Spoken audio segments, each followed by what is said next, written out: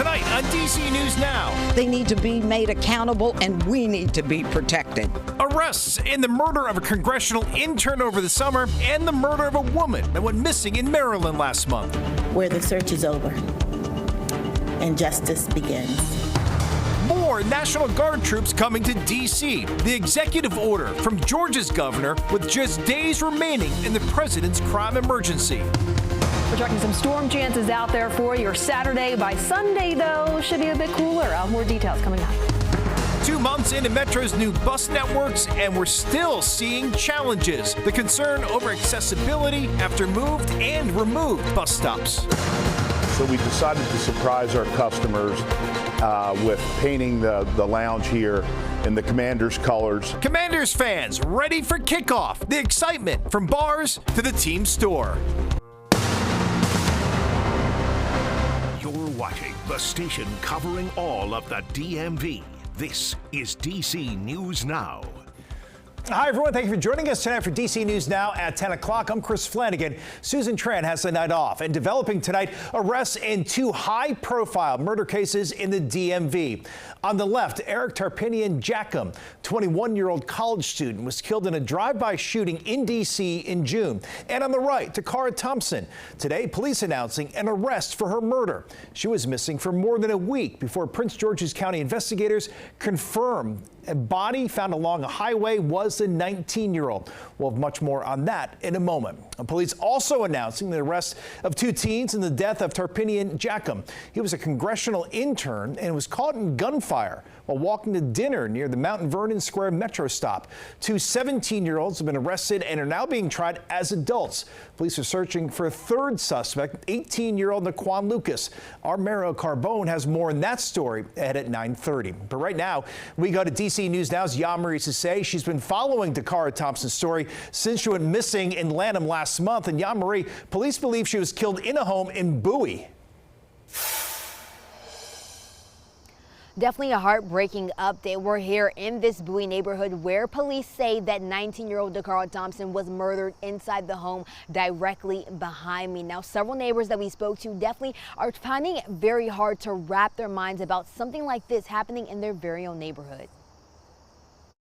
I'm really shaken up. People living on Cambridge Drive in Bowie say they never expected to hear news like this. It really makes you think, oh, you don't really know who your neighbors are. Police say 35-year-old Hugo Hernandez Mendez is responsible for murdering 19-year-old Takara Thompson. Her body was found in Anne Arundel County days after she went missing, and her family and investigators had been desperately searching for her. It's very unfortunate. Investigators say around 3 a.m. on August 23rd, video shows Thompson walking up to a black SUV and speaking to the driver. For reasons still under investigation, it appears that Takara willfully entered a vehicle being driven by Hugo Rene Hernandez Mendez. Police believe she was murdered inside his bedroom. But the big question remains, what happened between the time she entered the home and when her body was discovered 7 miles away? Court documents reveal a witness inside the home told police sexual intercourse was heard coming from the defendant's bedroom, which sounded as if someone was not enjoying it. When asked about how she died, police would only say, "We're not going to discuss the manner of death at this time." Still, County Executive Aisha Braveboy says she wants people to remember Thompson's impact she made in her community with her job at nonprofit Prince George's. This is a good young woman who wanted to do good for her community. Now, police are still trying to determine the relationship between Thompson and Hernandez Mendez, and we do know that ICE says Hernandez Mendez was undocumented from Guatemala and the detainer was issued. He is expected to be in court on Monday for a bond hearing regarding this case, and we did reach out to the family of Thompson. We spoke to the sister and the aunt today. The mom is obviously distraught by this entire situation and is not ready to speak just yet. Reporting here in Bowie, Maryland, I'm Yalmer Sase, DC News Now. And Maryland Governor Wes Moore issuing a statement saying our entire state mourns a horrible loss of Takara Thompson, who was taken from us by an act of senseless violence. The governor also saying he will work to ensure justice is served. All right, let's take a live look outside of the Basilica near Catholic University in Northeast D.C. Not much happening there. And we are watching some storms heading our way. For the timing of that, let's check in now with Chief Meteorologist Jackie Layer. Tomorrow is really the day we have to worry about. Yeah, tomorrow afternoon into the early evening when this cold front will be sliding through, that's when we have to be a bit more weather aware. Yes, for that thunderstorm threat. There's that cold front out there right now just to the west of our area. Some clouds building in out ahead of it. We could see some thunderstorms bubbling up back out towards the mountains region overnight into early tomorrow morning before eventually we'll see more of those thunderstorms popping up and moving their way eastward into the mid to late afternoon tomorrow. Temperatures out there right now, it's on the warmer side. Much of the area is still hovering into those 70s and it's still quite humid out there too. We'll likely see the muggy feel and also those hotter temperatures out there tomorrow, similar to the warmth we had today. But we do have that severe outlook for the day tomorrow, similar to what we had on Thursday. There's that marginal risk, especially for areas east of the I-81 corridor, a slightly higher threat just off towards our north and east toward the Philadelphia metro area. So if you have plans heading up there over the weekend, heads up. But back here locally on the lower end of the scale, but not zero, we do have that threat for any of those stronger wind gusts to be with any of those thunderstorms. So again, tomorrow will be a warm and muggy start, partly sun-filled by 11 a.m., but by 3 p.m. is really when we start to notice more of that activity bubbling up, and temperatures will climb mid to upper 80s out there tomorrow afternoon. I'll have more details and timing it all out with Futurecast in just a few minutes. All right, Jackie, we'll see you then. All new tonight, a Virginia man is sentenced for punching a deaf passenger on a United Airlines flight to Dulles. According to FFXNow.com, Everett Nelson hit the sleeping passenger without being provoked. That passenger was 20 rows ahead of his seat.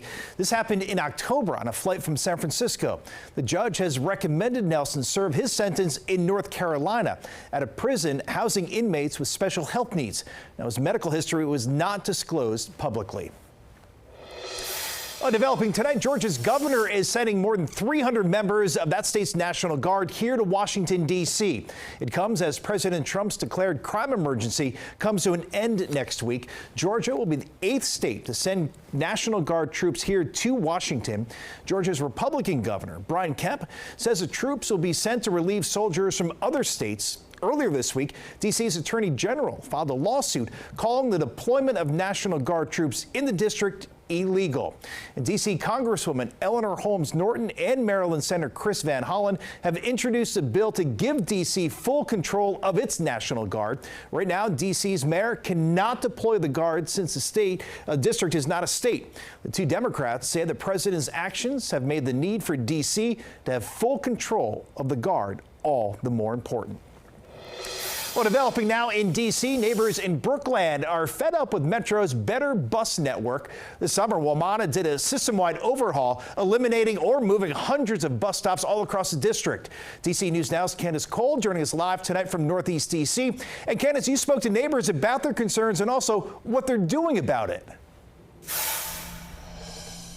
That's right. The folks I spoke with say eliminating the H6 bus route has completely upended travel for some, especially those with mobility issues who used to be able to easily get from Brookland Metro Station into deeper parts of the neighborhood, like here at the Franciscan Monastery.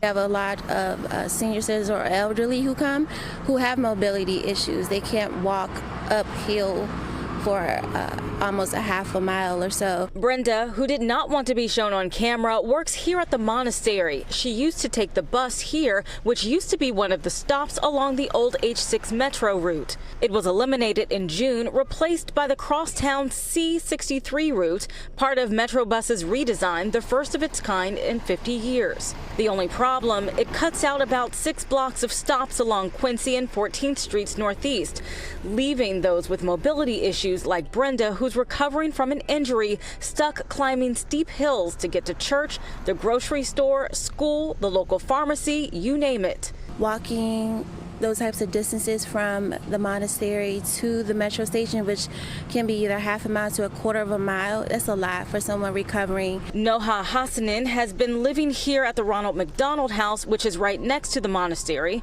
for a year with her daughter, who is being treated at Children's Hospital. For them, the H6 was a lifeline, their only mode of transportation from here to the metro station, a walk that used to take 5 minutes. At least walking for me and my daughter like 30 minutes. It's not easy because she is a young and I cannot rush her to walk.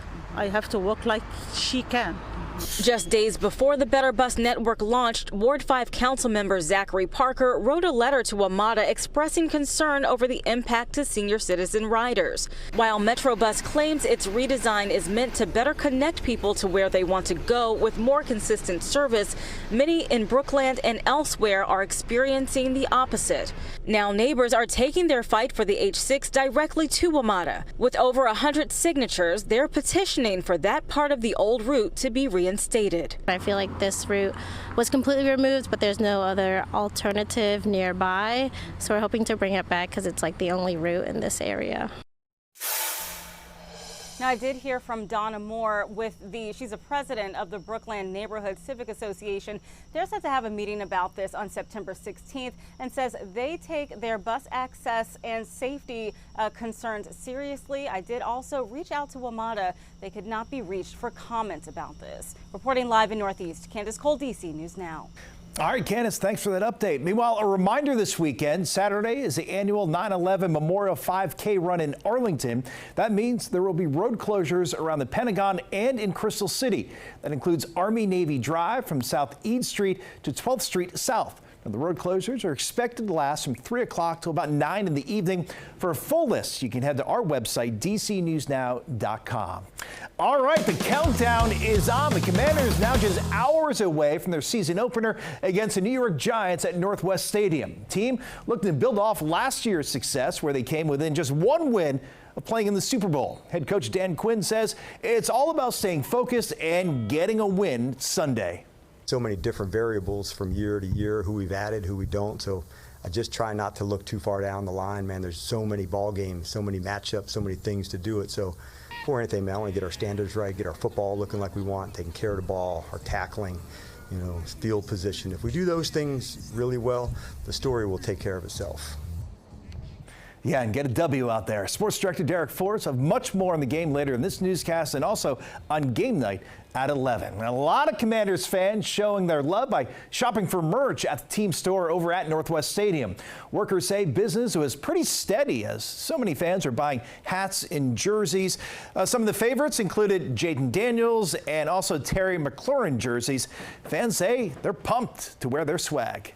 I've never been to an NFL football game, so this will be a first for me. Being in the store, just buying the grandkids some souvenirs, and my husband some stuff. He loves the Commanders, so we're all ready for it Sunday. I live in South Florida, but I'm still representing DMV. And since I was in the area, I had to get some official gear, so keep the season off, see the stadium for a new season. All right, love that. Representing down South Florida. Forget those Miami Dolphins. Kickoff 1 o'clock Sunday afternoon in Landover, Northwest Stadium, saying Commanders fan parking passes are sold out. Keep that in mind. But rideshare and public transit is highly recommended if you're heading to the game. And there are a few tickets left for the game, but not a whole lot. This is a live look at SeatGeek's website. Currently, they're ranging from about $117, those are for the nosebleeds, to more than $1,600 per ticket. For that price, you should be calling some of the plays there on the sidelines. All right, meanwhile, students all over the DMV have now, of course, returned to school, and the Maryland Zoo and its many animals are wishing students and teachers a wonderful start to their school year. Some posing with their own first day of school photos. Slow and steady for many of them there.